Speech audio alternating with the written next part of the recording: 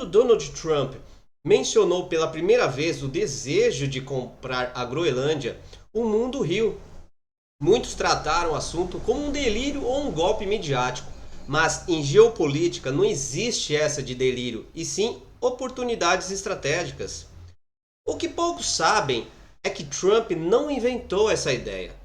Ele está, na verdade, tentando concluir um projeto que o Departamento de Estado americano persegue há quase 160 anos.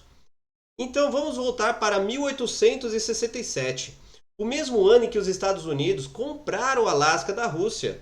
Naquela época, o secretário de Estado William Seward, um visionário da expansão americana, encomendou um relatório oficial que já apontava a Groenlândia era fundamental para o controle do Atlântico Norte. Para Seward, o Alasca e a Groenlândia seriam os fortes que cercariam o Canadá e consolidariam os Estados Unidos como a potência absoluta do hemisfério norte.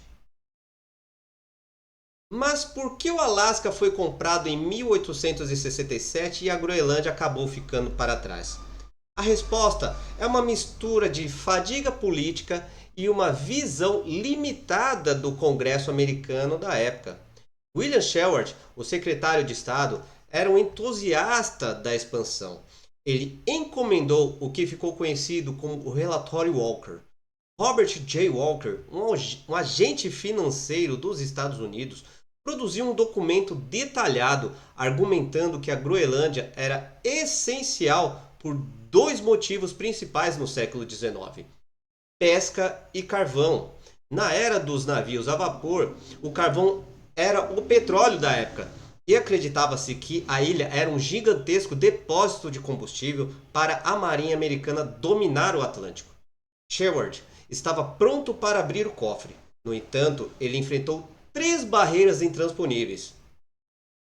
O público e o Congresso estavam furiosos com a compra do Alasca. A imprensa chamava o Alasca de a caixa de gelo do presidente Andrew Johnson. O capital político de Seward se esgotou. O Congresso não queria gastar mais dinheiro em terras geladas e inúteis, sem saber que estavam rejeitando trilhões de dólares em recursos futuros. Os Estados Unidos estavam também destruídos internamente. O país tentava se curar das feridas da Guerra de Secessão e reconstruir o Sul. Gastar milhões de dólares para adquirir uma ilha dinamarquesa parecia uma extravagância imperdoável para os contribuintes da época. Embora a Dinamarca estivesse em uma posição frágil após perder territórios para a Prússia em 1864, havia uma questão de orgulho nacional. Eles viam a Groenlândia não apenas como uma terra, mas como o último vestígio do seu antigo Império Nórdico. A ironia geopolítica é profunda. Se os senadores americanos de 1867 tivessem a visão de Seward, os Estados Unidos teriam hoje o controle total do Ártico. E Trump não precisaria estar oferecendo bilhões de dólares por um território que poderia ter sido comprado por uma fração desse valor há 160 anos. Trump não está olhando para a Groenlândia como uma simples ilha congelada, mas como uma grande oportunidade geopolítica e financeira. Mas, para entender por que os Estados Unidos precisam comprar a ilha, precisamos entender como o território tão vasto geograficamente, parte da América do Norte, acabou parando nas mãos de uma pequena monarquia europeia a milhas de distância, a Dinamarca. O ano é 1946. A Segunda Guerra Mundial acabou de terminar, mas uma nova e mais silenciosa batalha estava começando, a Guerra Fria. Para o presidente Harry Truman, o mapa mundi agora tinha um novo centro, o Polo Norte. Durante a guerra, quando a Dinamarca foi ocupada pelos nazistas, os Estados Unidos assumiram a proteção da Groenlândia para evitar que Hitler instalasse bases de submarinos lá. Ao fim do conflito, os militares americanos chegaram a uma conclusão drástica. Os Estados Unidos nunca mais poderiam sair daquela ilha. Em um memorando secreto de 1946, os chefes de Estado-Maior afirmaram que a Groenlândia era completamente sem valor para a Dinamarca, mas indispensável para a segurança dos Estados Unidos. Eles a chamavam de o maior porta-aviões do mundo. Foi então que Truman autorizou uma oferta audaciosa. O secretário de Estado James Byrnes viajou para Nova York para se encontrar com o ministro das Relações Exteriores da Dinamarca, Gustav Rasmussen. A proposta foi direta: 100 milhões de dólares em barras de ouro.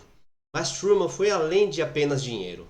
Documentos revelam que os Estados Unidos chegaram a oferecer uma troca de territórios. Pedaços estratégicos do Alasca, ricos em petróleo, embora eles não soubessem a magnitude na época, em troca de partes da Groenlândia. E por que essa compra falhou? O ministro dinamarquês Rasmussen ficou chocado.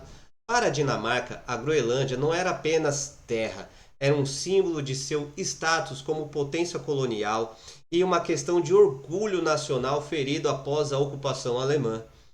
A resposta foi um não diplomático, mas firme. No entanto, o fracasso da compra gerou um prêmio de consolação que dura até hoje. Percebendo que os Estados Unidos não desistiriam, a Dinamarca permitiu, em 1951, a criação da base de Thule, hoje Base Espacial Spitsvik. Os Estados Unidos não conseguiram a escritura da casa, mas conseguiram a chave do quarto principal e estão lá até hoje. Para entender por que a Groenlândia é dinamarquesa, precisamos voltar 1000 anos no tempo para uma era de exploradores implacáveis e um erro histórico de navegação. Tudo começa com Erik, o Vermelho, um viking norueguês expulso da Islândia por assassinato. No ano de 982, ele navegou para o oeste e encontrou uma terra vasta. E uma das primeiras estratégias de marketing da história ele batizou de Greenland, Terra Verde, para atrair colonos, apesar de o lugar ser majoritariamente coberto de gelo. Por séculos, os assentamentos vikings prosperaram na ilha, mas aqui está o pulo do gato geopolítico. Naquela época, a Noruega dominava a região. Em 1261, os chefes da Groenlândia juraram lealdade ao rei da Noruega. A ilha era, tecnicamente, uma posse norueguesa.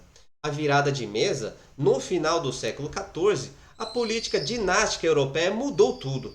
A Dinamarca, a Noruega e a Suécia se uniram sob uma única coroa, a União de Kalmar, liderada pela Dinamarca.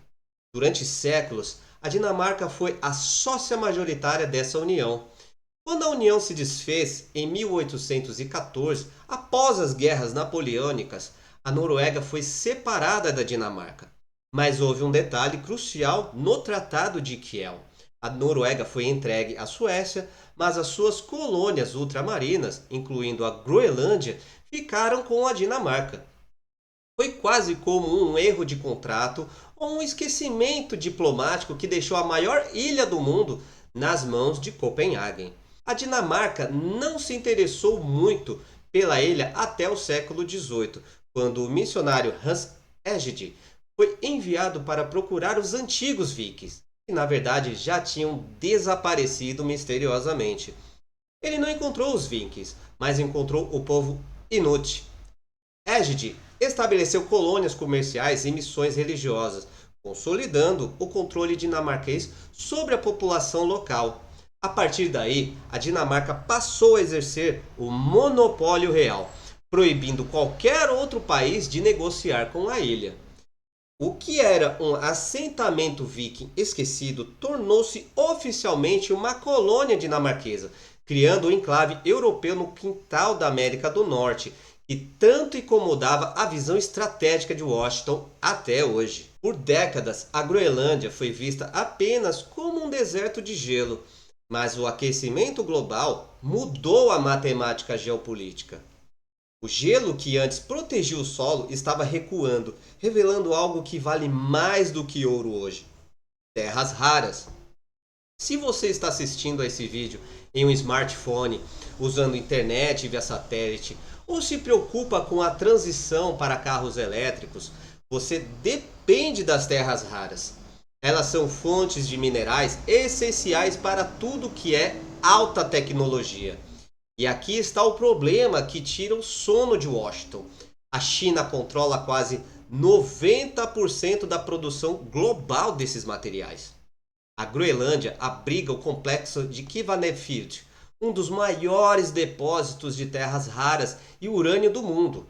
Para Donald Trump e os estrategistas americanos, deixar esse território sob gestão passiva da Dinamarca é um risco inaceitável. A China não perdeu tempo. Através de empresas estatais, Pequim tentou financiar a construção de aeroportos internacionais na Groenlândia e comprar antigas bases navais desativadas. Imagine só o cenário: a China instalando infraestrutura crítica em uma ilha que faz parte da arquitetura da defesa da OTAN e da América do Norte. Para os Estados Unidos, isso foi um sinal de alerta vermelho. Se a China controlar as minas da Groenlândia, ela terá o poder de desligar a indústria tecnológica americana quando quiser. Trump entende que a Groenlândia é a peça que falta para a independência mineral dos Estados Unidos. Ele não quer apenas a terra, ele quer garantir que o fornecimento de energia limpa e de armamentos avançados do futuro não dependa de uma assinatura em Pequim.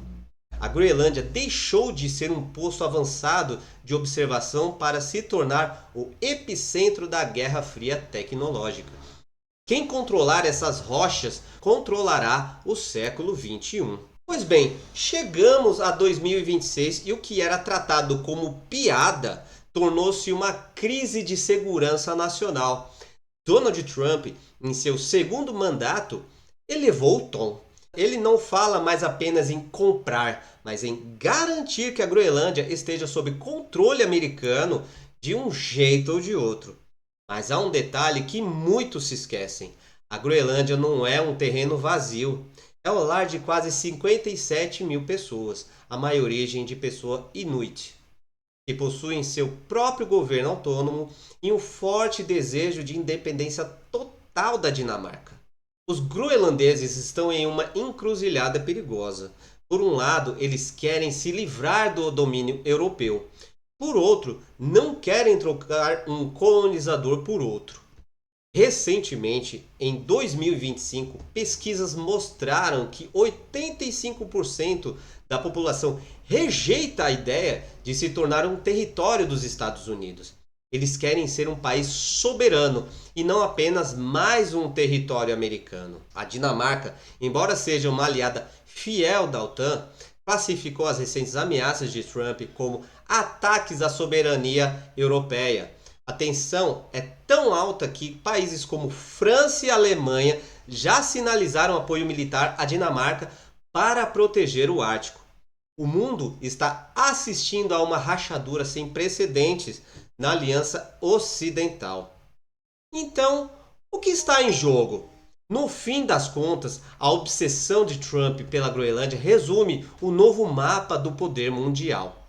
É o escudo contra a Rússia, economicamente é uma grande oportunidade contra a China e politicamente é o teste final para saber se o dinheiro e o poder militar podem, ainda hoje, redesenhar as fronteiras de uma nação. A Groenlândia não é apenas uma ilha de gelo, é o troféu da nova Guerra Fria. E enquanto o gelo derrete, o clima político só esquenta. A pergunta que fica para 2026 não é mais se os Estados Unidos querem a Groenlândia, mas até onde eles estão dispostos a ir para tê-la. E aí, o que você achou? Deixe seu like, se inscreva no meu canal e até o próximo vídeo.